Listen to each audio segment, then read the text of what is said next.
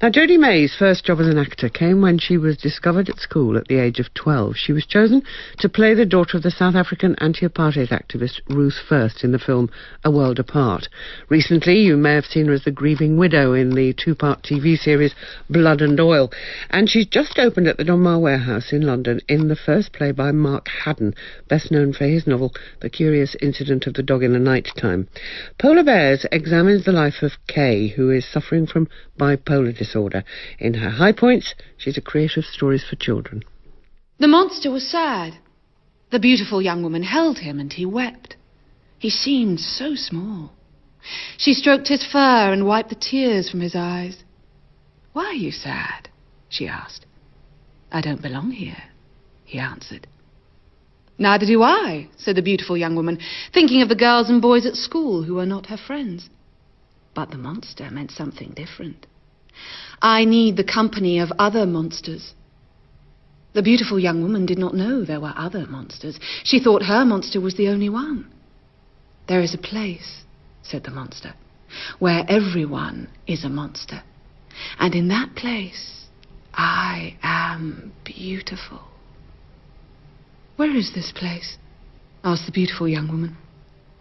"Over the hills and far away," said the monster.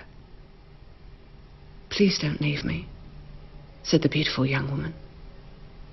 The monster did not answer. Jodhi, how did you discover how to play Kay, a very complicated character? Yes, I mean, it's a great challenge. She's incredibly elusive, and it's not very often that you have to play a character that, in a sense, oscillates between extremes and in a sense doesn't really have a huge sense of self, and their sense of self is always kind of in question. I read a memoir by a woman who suffered from bipolar disorder, which was fascinating and which was kind of like a diary of her whole experience, and that for me was a real insight. Now, we learned that her father hanged himself when she was a child.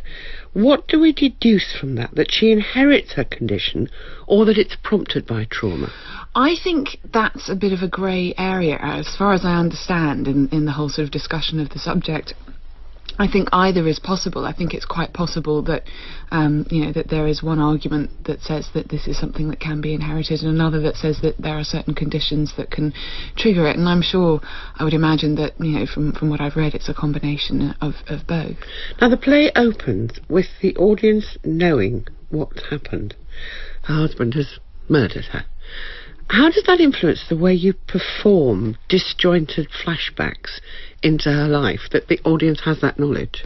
Well, it's fascinating because actually we rehearsed it in chronological order. So we sort of deconstructed the play and then gave it a chronology, and we rehearsed every scene in that order, and then we basically had to sort of take that apart and put it back together again in the order that the play had been written in. And it's great because in a sense, you're coming to each scene with a completely different sort of history in terms of what's gone before, and I think it's quite exciting because you feel like the audience are really sort of kept on their toes, and they're having to sort of piece this jigsaw puzzle together as you go. So it's quite exciting in a way. How much sympathy is the audience expected to have for the husband? Because that opening scene where he's describing that he's pushed her down the stairs and he's killed her, the audience doesn't seem to be sure whether it's love or not.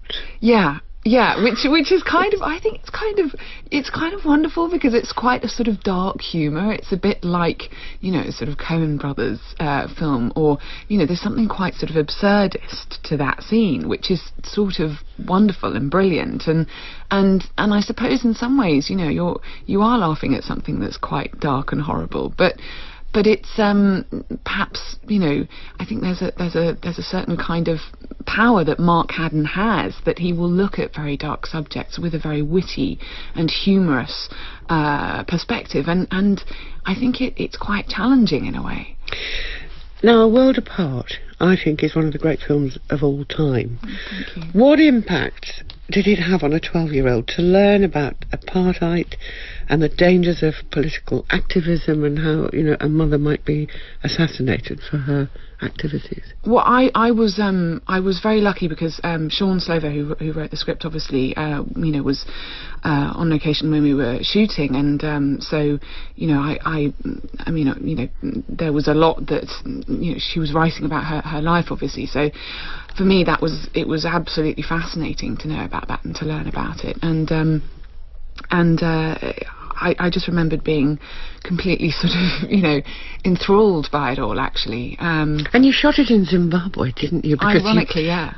Totally ironically. Yeah, which was a sort of model state then, and we weren't allowed into South Africa because anyone who was affiliated with the Slovos was, considered sort of enemy of the state, or, well, I mean, that's probably slightly exaggerating, but, we weren't actually given access into South Africa at that point in time, so we had to shoot it in Zimbabwe, and, it's bizarre how the reversal of history has happened now. Now, you were still a teenager, I think, when you filmed The Last of the Mohicans, which you filmed in America. How did you manage to balance the work and the education?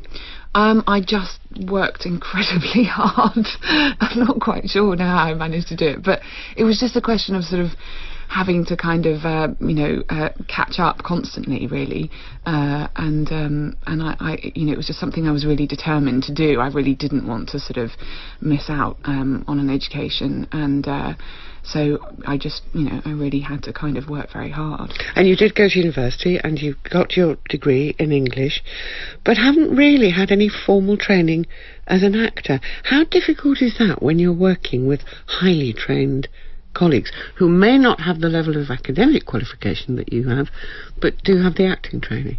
Yeah, it's funny. I think it is. It's always something that you're curious about. You always kind of think, well, would it have been great to have that sort of an education as well? But I think in some ways, for me, it's something which everyone does.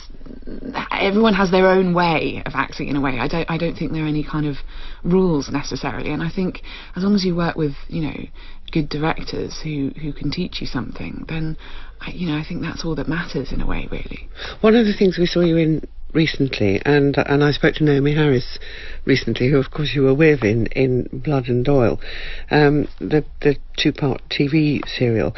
How tough was it to play that grieving widow at such a high pitch?